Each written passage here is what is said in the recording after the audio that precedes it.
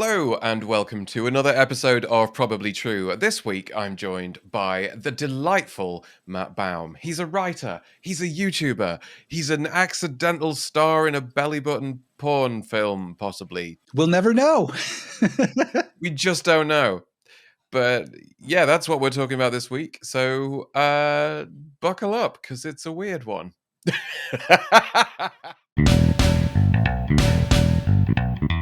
This is Probably True. Please be aware that the following contains strong language and adult themes. It would be boring without them.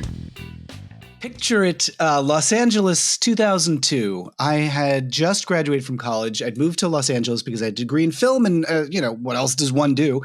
And so I'd moved to LA and was just desperately tossing resumes at anything that moved. At that point, it was Craigslist was where a lot of work was being posted, and that's where you could find, production companies. I was looking for jobs in the motion pictures. Is it that very boring stereotypical story of I moved to Los Angeles with big dreams, not to be an actor, but to work behind the scenes. To basically have any job in the industry. And so I had an internship that was somewhat temporary. It turned into a job, but it was a week-to-week job, and I never knew if I was going to be, every Friday I would find out if I was coming back the next week. So I'm throwing my resume around, and there's this ad on Craigslist for extras for a movie scene that is being shot just over the course of an hour. We just need extras for 1 hour. It pays $20. I had just come out of a job where I was making $5 an hour, so that sounded fantastic. And I'm like, just stand there and be an extra in a crowd scene? Sure, great, why not? And if your face is on screen, then you get to chuck it in your reel. You can actually go, hey, look, I was on screen. Exactly. There was a tiny little part of me, I wonder, at the time, this is 20 years ago, and so it's hard for me to recall, but I wonder if there was a part of me that was thinking, I wonder if this could be a route to a SAG card, and I could join an actors union from this. And little did I know what I was getting myself into at the time. But I send this email, I just respond to this Craigslist posting, and the person responds, and he wants a lot of information for extras. And he's like, oh, it's this film about, it's set in the future. It's a post-apocalyptic movie about robots, and there's a knife fight scene that we're going to be shooting next week, and we need extras for it. Now, I don't know how the industry works, and I'm not really acquainted with anything. This is not by any stretch of the imagination how this kind of thing works. Usually that for one thing that you're only on set for 1 hour, for another that they're recruiting on Craigslist, for another that you're only getting $20 paid via cash. But I'm like, okay, sure, sounds great. There are a lot of things about this that when you list them like that do seem almost like red flags, yes. Yes, and the person responding to my email is also the writer, director, and producer. So excellent work. Yep. Yes. Okay, great. Well, it's a passion project. And, look, I'm coming out of college. I'd done projects like that where I was, Mr. Everything in every role, and it was just me. And look at you now. Yeah, I know. And look at me now, recording a podcast. So I respond to this guy, and he wants to meet me, and I'm like, how many extras does this movie have? Is he meeting every single? All right, sure, why not? And he's like, can I come to your place of work? Can I meet you on your place of work? And I'm like, thank God I had the perspicacity to say, no, how about we meet somewhere public? With witnesses, Yeah. So we go to a Denny's or something, or a Burger King that's just down the streets where I go for lunch every day. And I meet him, and I'm starting to get kind of a portrait when I meet this guy. His name is, I think I could use his first name. It's Randy, which is appropriate. And he is telling me more about the film, and he's spinning this yarn about how he works with all these different local theater groups, and he's written this script, and it's very impressive. And there's a tiny little red flag that should have been much larger for me when he says that Kurt Vonnegut has read it and was impressed. And I mean, Kurt was alive at this point, and so it's not outside the realm of possibility, but I would say the non-zero chance is close enough to zero that one would need a powerful microscope to discern the gap. Showbiz, baby. Yeah, exactly. It's so that is the thing. Is it's so the smell of desperation, and someone who's been in LA for a long time, and just there's a whiff of failure to this man that I should have been more attentive to, because as I was saying, I'm just coming out of college, and I'd done passion projects. This person, and not to stereotype, because he is probably around the age that I am now, but he is of an age that if your project is recruiting individual college students on Craigslist and you don't have the machinery around you to make a larger project, and I mean, at least have a friend who's helping you or something. The fact that he was just doing all of this by himself and did not seem particularly professional in his presentation, let's say, in his dress and grooming. It should have been yet another tip-off. Anyway, so we meet at this Denny's and he asked me to take my shirt off. You're going to have to speak up because there's a lot of sirens going on in my head right now. Like, yeah, so he's like, well, it's post-apocalyptic. It's a fight scene. It's set in a desert and everybody's dressed in like rags and scraps and whatever clothing they can get. And so it's going to be a knife fight scene where everybody's shirtless. And I'm like, okay. And so he asked me to take my shirt off so he could see. And he asked to take a photo so he can like compare it to the other actors. I'm like, okay, well, I'm getting paid $20. So, all right. I mean, I'd take my shirt off for free if I was going to the beach. So, okay. Is this in the Denny's still? Is this in the restaurant? The parking lot. Is that better? No. I mean, at least we're in a place where we're slightly less likely to get asked to leave by security. So I guess that's what makes it better. He says, thank you very much, and gives me the details for the shoot, and off we go. We're shooting in a week. And so he's like, here are the details. I'll see you in a week. All right, sure. A week passes. We're filming at Topanga Canyon or someplace like that. It's up in the hills. It's in the Hollywood Hills, which sounds very classy, but glamorous. Oh, I mean, it's like going to a park where everything has died. That is what the Hollywood Hills are. We call that Bournemouth. Sure, yeah, I know that there's like the British equivalents. Yeah, it is. Everyone in Hollywood is like so up their own ass about like the Hollywood Hills, the scenic Hollywood Hills, the view from the Hollywood Hills. I mean, it is just scrub and dirt and dust, and for 1 week out of the year when it rains, a few things turn green, and then everything goes back to death.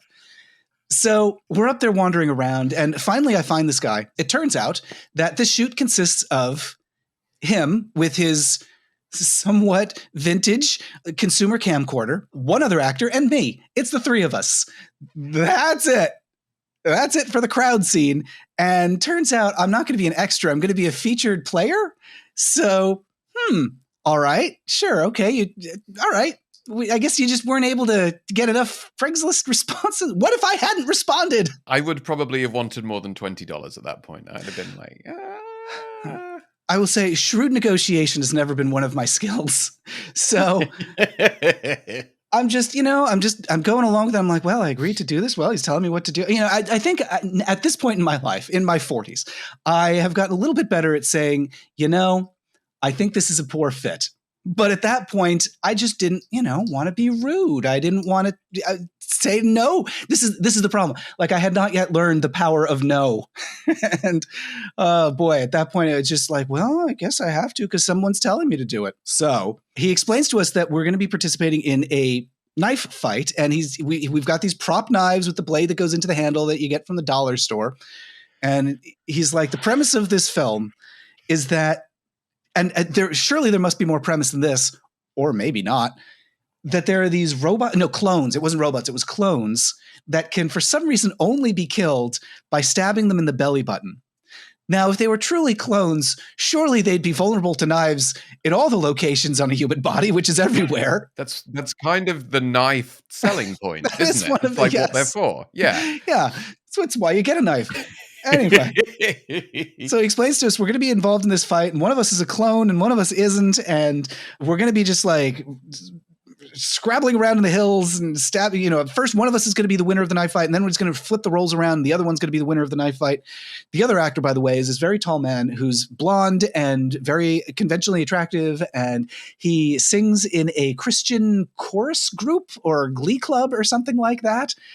And so, goodness gracious, what a pair. He gives us some basic choreography about how we're supposed to like stand glowering at each other, like thrusting the knives into the belly buttons. And so we do a take. And by a take, I mean, he just like turns on the camcorder. He's standing there. It's all handheld, of course. He doesn't bring like tripod. Are you kidding me? So we're up there amidst the dead shrubbery, stabbing each other with these false knives. And it has to be in the belly button. It's very important. It has to be in the belly button. We got to get a clear shot of the belly button. Of course, yeah. It'd be silly otherwise. It'd be completely pointless. Yes, yeah, of course. Yeah, what kind of clone would you be if we don't get a shot of the belly button? And then when it's my turn to die, when I am the one who is stabbed to death as the evil clone, I guess, I don't know, probably should have been made clear to me.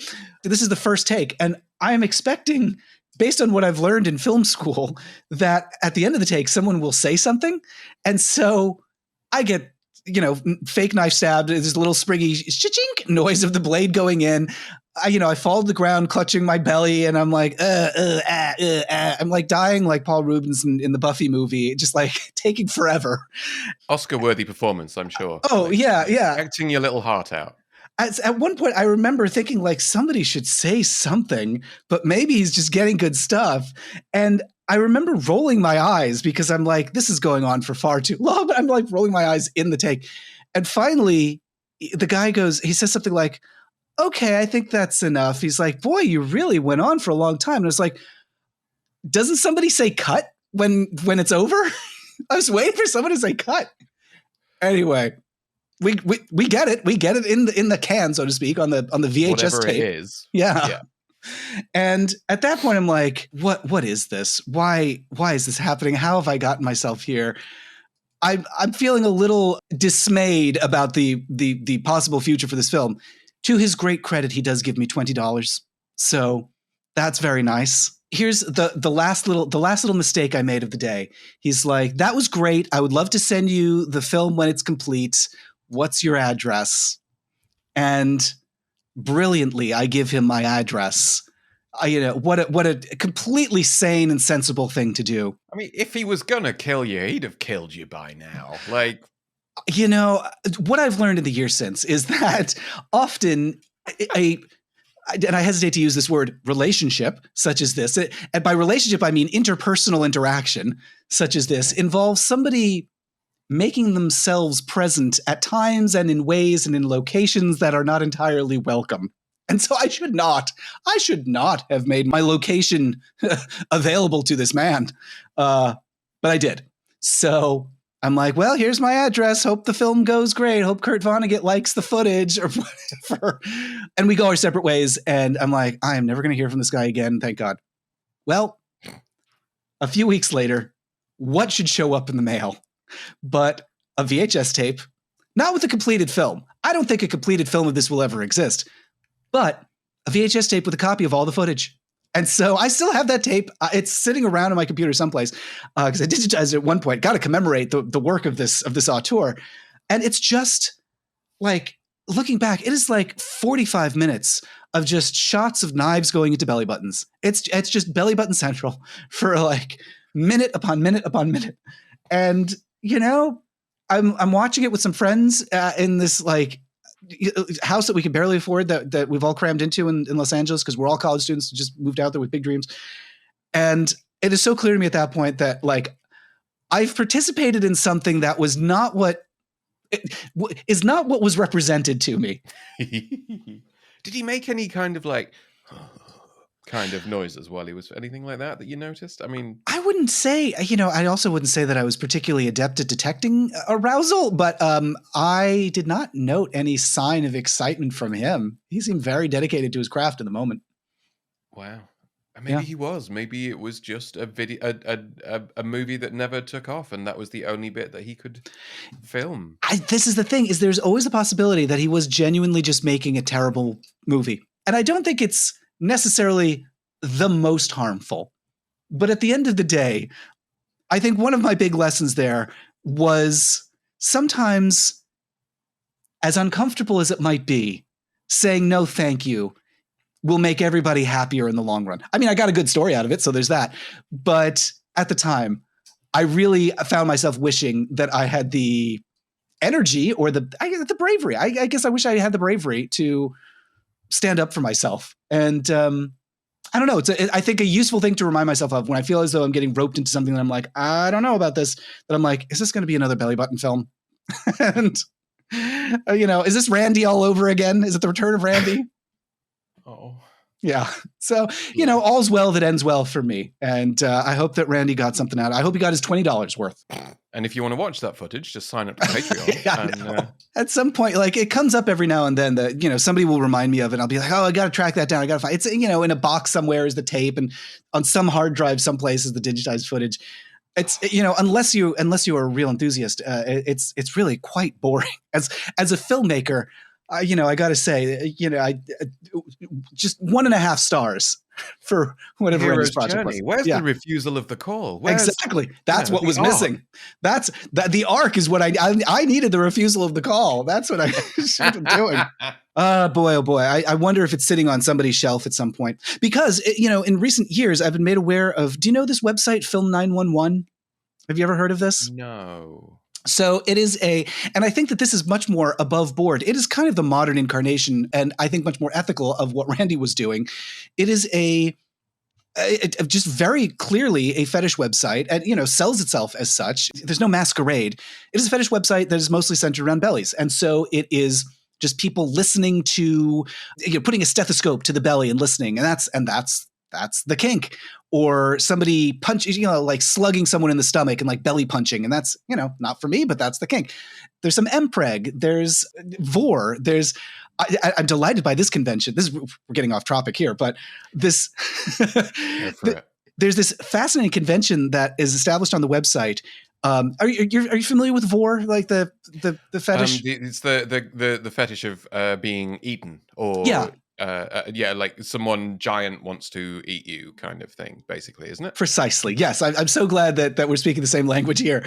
It's this kind of imaginary fetish of somebody who is either small enough to be consumed or rolled around inside the mouth, and I kind of get it. There's something penetrative. There's something mouths are sexy. Why not? Sure. And so if you are aroused by the idea of being eaten, why not? But so there's this convention on the website that is fascinating to me, where sometimes when someone is eaten through the work of very careful editing, first they are turned into a gummy bear. It's this really interesting thing where there's a man, it is like a Bewitched level of special effects, where the man is sitting there. There's maybe like a little chime sound effect, and the camera cuts, and then when it cuts back, there's just a little gummy bear sitting where the man was, and then another man picks it up and rolls it around on his tongue and swallows, and we see the camera follows like the gulp down the throat, and it's very visceral. And I mean, I can understand. It doesn't quite do anything for me, but I could certainly understand the pleasure in like the intimacy of it. So it's not bananas to me in the same way that I don't know, somebody who's aroused by pomegranates or something like might be. That's oddly specific. Where did pomegranates come from? Oh, I don't know. I was thinking of like the vegetation that would be the most difficult to become intimate with. And look, where there's a will, there's a way. Yeah. So anyway, Film 911 is kind of picking up the mantle of Randy and making this like belly fetish material and creating these really interesting cinematic language of the gummy bear. But I think that that's much more ethical because those models are all paid. They all know what they're getting into. There's this one guy who goes by Dr. Chris. He's like the physician who's performing the stethoscope procedures, or he's the hypnotist who's putting the man under so that he, the victim exposes his belly to people. Everybody knows what they're getting into. And I think that's a much nicer, more ethical freakery than what I was involved with. Seems like you've researched this to quite an impressive degree. I'm not gonna ask any follow-up questions. Just gonna point that out. Look, at the end of the day, I think it is fascinating. Like, obsessions are interesting. I just made a video about William Friedkin, who, as a director, he one of the things he said he was fascinated by is people who are obsessed. And I think it is really interesting when someone is obsessed with something unusual, and in particular, if they're like, "Hey, I found this new, exciting way to experience pleasure. Of course, I want to know about that." It might not even do it for me, but you know what? If there's some new, brave new frontier of erotic potential, sure, tell me more. How do you know if you don't try it? Exactly. Give it a shot. Just I think it's important to be honest with people about what they're participating in. And have you been recognized from it? Has anyone ever said, "Hey, you're the kid from the belly button show video," or anything like that? Or has it ever come up organically in your life since at all? No, it's never come up. There's a piece of me that's very curious about whether it's been like passed around in networks, or if there's like some underground, I don't know, like the what's the Cronenberg movie with the with the broadcast, the broadcast of forbidden Videodrome. Ah. So yeah, like there's some like belly button Videodrome out there that's broadcasting my gut to the world. It's never come up. I've never been recognized from it. I have somewhat of a profile on like gay YouTube, and so it's possible. Like I have a feeling like if anyone has seen it, like the possibility that they may also have seen one of my videos, it's not impossible. And so I keep waiting for someone to be like, "Hey, 20 years ago, didn't I see you getting stabbed in the Hollywood Hills by a clone?" And so it hasn't happened yet, but the day may come. If you have seen that video, if you've got a copy of that video and you want to compliment Matt on his performance, my long death scene, the best kind. You've got to hang on to life every last moment. Rage against the dying of that light. Yes, really ham up your death scene. Yes. What are they going to do? Fire you? You're already dead. Yeah, I know. I really wanted that $20. I'm really working for it. I think you definitely did. Thank you. Maybe there's residuals you could sue for. Oh my God. Maybe there's like streaming or something with it. Like, can you imagine, like at this point, that like if it comes back into my life in some way, what if it actually did get me my SAG card? Like it turns out it's being used in some film. Oh gosh, I don't know. Like Werner Herzog got his hands. I don't know why I'm picking on him, but some director who is brave and makes interesting choices in his work somehow comes across this stash of footage from Randy and somehow incorporates it into some art piece. The Screen Actors Guild has to recognize me for my work. I welcome that. I invite it. I love it. I remember you've reminded me of the number of times when I've just been like in the middle of something I'm not really enjoying going, I could have said no at any point. I did not have to do this. And yet here I am. It's usually when I like hook up with someone that I'm not really into and they'll be into something kinky that they didn't mention beforehand. And rather than going like, no, thank you, I'll just be like, I'm here now, sure. And then like, it's very, very straight. There's almost like a coming back to lucidity about it. Like you don't realize almost because someone's telling you what to do. Someone else is in charge. You're just doing as you're told. And then for me anyway, and then I'll just be like, what? Why? Not even a sexy thing. Like I broke the phone screen and I took it into one of those little like mall shops where they just kind of fix it for you. And he's like, yeah, I'll be ready in like an hour and a half. And I was like, okay, cool, thanks. And just as I was walking away, he's like, what's your PIN number just so I can check? And I told him, and then I walked away. And I took about 4 steps before I was like, he doesn't need my... What have I just done? And like, I spent to the next fix the hour, screen. Yeah, and I spent the next hour like worrying that I was going to get my phone back and my bank account was going to be empty, or like, he copied my like nudes. I mean...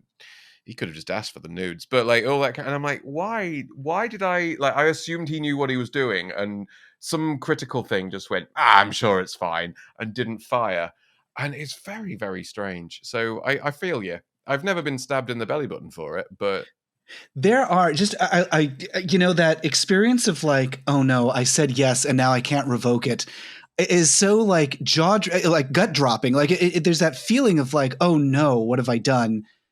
Now, like, it would be rude to change now. I mean, you could have just gone back and been like, you know what, actually, I think I'm going to go someplace else.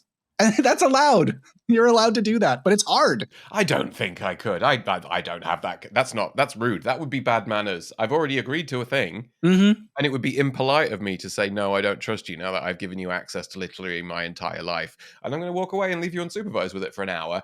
And then I'm going to pay you for that privilege. So yeah, no, saying no to that at any point would be making a fuss. We don't do that. I think part of that is like it comes from a good place, because I think often the folks who are more likely to resist saying no, or to want to be as polite as possible to people, especially, somebody behind a counter, for example, I think that's often folks who, like me, and I'm going to guess like you, who have worked in jobs where we're on the other side, right? Like I worked in retail and I worked in restaurants, and I've been the person who has to please the public and the customer is always right. And, I've been the recipient of bad behavior by customers, and I just have to kind of grin through it.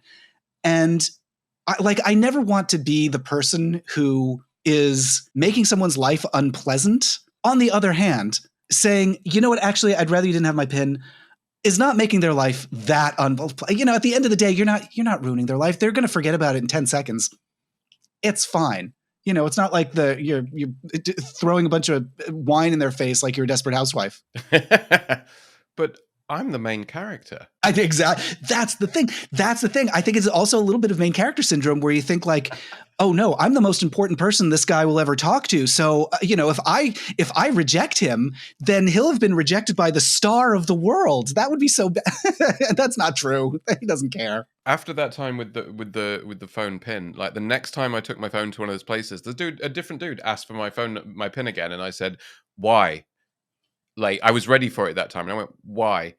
And he went, "Oh yeah, I don't need it, do I?" And just got on with it. And like it was just for some reason I didn't think to challenge the person in charge the first time. And just and this feels very similar in a kind of, he's got the camera, he knows what he's doing. He's paying me $20 for this. Like he put an ad in Craigslist, for fuck's sake. That he must be a professional. Yeah, exactly. You know, I'll tell you that I was a few years later. I was in San Francisco and I was with a friend. We went to the Container Store and he was buying, I don't know, some plastic shoe holders or something. Rock and roll lifestyle. Oh, yeah. Very exciting stuff. And the woman behind the counter says, "And can I get a phone number?" You know, kind of a normal question. You know, if you've got an account with a store or something like that. You know, he's checking out with this stuff and she says, "Can I get a phone number?" And he says, "No." And that was it. And it was fine. And we moved on the transaction. And I was like, oh, you can do that? Really changed my life. Yeah. There's an episode of The Golden Girls where somebody is hitting on Dorothy and like asking her to dance. And she says, "Maybe some other time." And that was another occasion where I was like, oh, you could just say, maybe not, maybe some other time. Oh, that's not too bad. That's a nice thing to say. Maybe some other time. All right. And hopefully the person understands. Never. Especially for stuff where advances are involved. I have a little bit of the fat, awkward kid that's just happy he's got some attention. There was an interaction that I had on, I want to say Recon. This is years ago, on one of the apps. And where I'm talking to this guy who, this is really dovetailing with the last time we had a conversation. We were talking about donkey play, and this is going to sound like these are the only kinds of people I talk with, but it's not. These are just the people who like stuck with me because they were so unusual and memorable. That said, I am impressed that your life has so many strange turns and things in it. It's a talent, I think. Well, you know what? Life's for living, as Mame, I think, would say, as Auntie Mame. I think that's somewhere in there. If you don't take a chance on something, you never know what you missed. Anyway, so I'm on one of these apps, and this guy's telling me about how he wants to turn me into a toad. And it's, you know, of his course, thing. Yeah, standard. Like you do. And his thing is like, you know, punishment through frog transformation. All right, sure. And so I'm just like, I'm asking questions because I just want to know how this is going to work. And at some point, I don't even remember what I asked, but I was like, oh, okay. So like a wet, warty skin or something like that. And he's like, "No, that's frogs, not toads. You're doing it wrong." And he like got really intense about doing it wrong. And what's it like? His ability to say no, he was completely uncensored. You know, he was not like holding back on his critique. So, you know, if this guy can say no, like this is a person who I imagine is not in a position to turn a lot of people away. And yet, if he was able to say like, "No, that's a deal breaker. If you're doing frogs, not toads, sorry, this isn't going to work out." It's something kind of inspiring about that. It's standing in your own power enough to say, "This is not for me." Like, good for you, but no, thank you. Yes. Which is very difficult, as we've covered, at least when you're younger. Yeah, well, for sure. Well, the reason that I think that it's difficult when you're younger is I think what it requires is knowing what your thing is and feeling confident about it and recognizing, hey, there are some things that I'm either good at or some things that I like, and there's some things I could be proud of. And I think at that point that I was at, and you know, just out of college, I was really feeling insecure about what my future would be and what I can do, what I can bring to the world, and I'm feeling as though I ought to contribute to the world in some way. And I'm at a point in my life now where I feel very happy about the stuff that I'm doing. But at that time, I was really feeling a lot of self-doubt. So, you know, I think part of standing in your power, like you say, is giving yourself, I don't know, the little pat on the back that's like, hey, you know, actually, you're pretty good. You're doing great. Well done, you. Exactly. The nice thing to do is just to look at the mirror and be like, hey, you've done a lot of stuff to be proud of. And, you know, saying it to oneself is, you know, actually a pleasurable feeling. Absolutely. Should we play some bills? Absolutely. Talk about your book? Yes, Go for it. yes.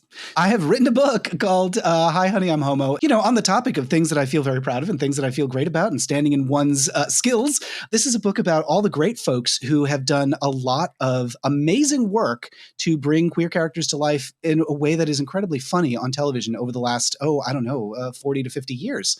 You know, on YouTube, I've been making videos about pop culture history and the making of shows like Friends and The Golden Girls and Soap and Barney Miller and the greats, the great sitcoms. And eventually, I was approached by this publisher who's like, "Hey, we love what you're doing. Can you tell a story about like the development and like the behind the scenes?" And so I did. And it turns out there are a lot of really skilled, inspiring, hilarious people who were responsible for your favorite episodes of some of those incredibly funny sitcoms.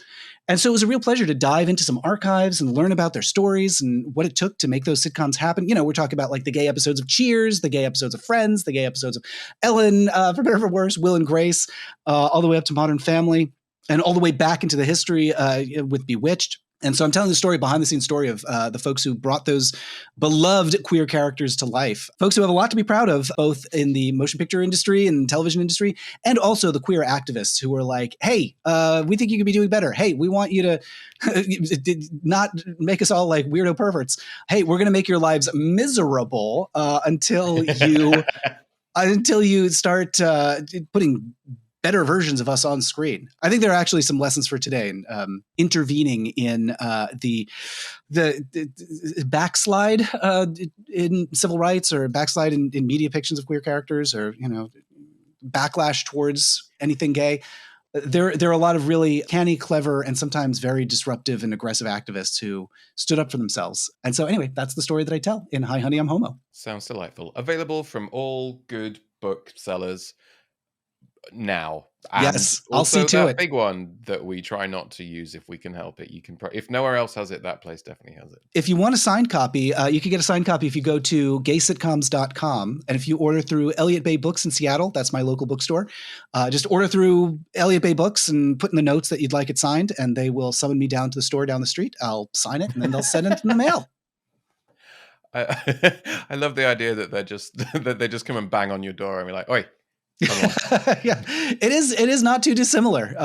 It is one of the nice things about like living in the neighborhood here, is that I can just like, wander on down the street and be like, and it's lovely to be recognized at the bookstore. Like, what a great feeling to walk into a bookstore and have them be like, "Oh, you're back." Like that feels very nice. Have you done your Carrie Bradshaw-esque book readings and parties and such? I love doing book readings, and I still do them. So the book came out in 2023, and I still get asked to give presentations and talks and read from the book, and et cetera. I've got like all these presentations about the Golden Girls and about like coming out scenes and stuff like that. And so if anybody wants to bring me either online or in person to a bookstore or a school or a company or whatever, I love doing presentations. You should definitely do a tour in the UK. I would love that. Is there anything else you want to plug while you're here, while we've got you? Goodness. Well, if folks enjoy podcasts, I have a podcast called The Sewers of Paris, where I talk to queer folks about entertainment that has been important to them. So you can find that at sewersofparis.com or wherever one listens to a podcast. Didn't I see that you've hit 500 episodes on that now? Certainly did. Yeah. I've been doing it for like about 10 years or so, interviewed some really intensely fascinating people. I just talked to some authors and filmmakers recently. One who he's a therapist. His name is Wayne Scott. He was very close to the queer community when he was in college, then got married to a woman and was feeling his connection to that community slipping away. And through his wife's help, he has become reacquainted. They had a big talk about like opening their marriage up and getting more queer with their relationship. The connection to entertainment is that as a kid, he was always fascinated with the movie Shane. It's this Western called Shane, which is about a man who's sort of an island and he's, very private and keeps to himself. One reading of that story is about how isolated Shane is and how sad that makes him. And so this guy was like, I don't want to be that person. I don't want to be alone and cut off from the world.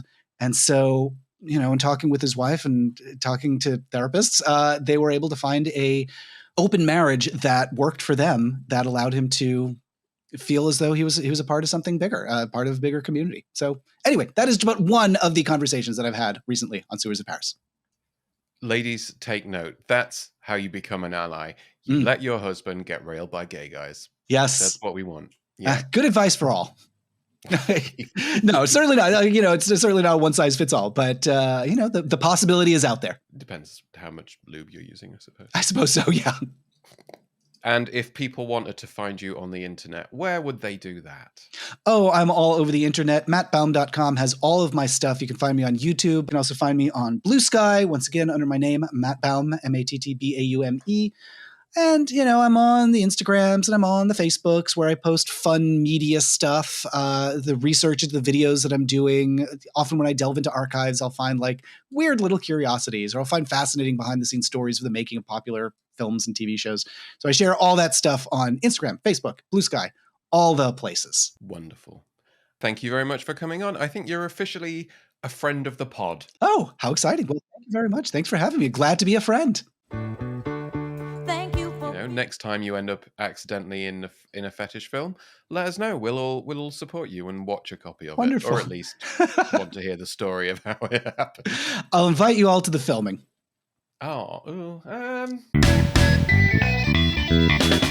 That was Probably True, the LGBTQ plus storytelling project created to remind all of our queer siblings that we are none of us alone. If you liked it, then comment, share, subscribe, and join the Patreon.